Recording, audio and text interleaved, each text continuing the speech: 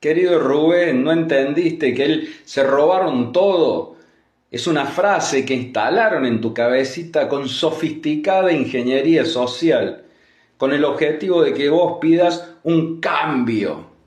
Y el cambio no es que viene algo nuevo, es que viene lo mismo de siempre. Se reciclan los Burri, los Sturzenegger, los Caputo, para volver a hacer lo que vienen a hacer, es decir, desindustrializar a la Argentina, poder poner a los trabajadores de rodillas, someter a la población, desorganizar en general la vida de las familias y el Estado argentino para que sea complicado volver, a la vez que nos endeudan, se financian con endeudamiento que se lo reparten entre ellos, con esa plata compran los recursos estratégicos del país y después cuesta muchísimo volver a recuperarlos. No te dejes dominar más.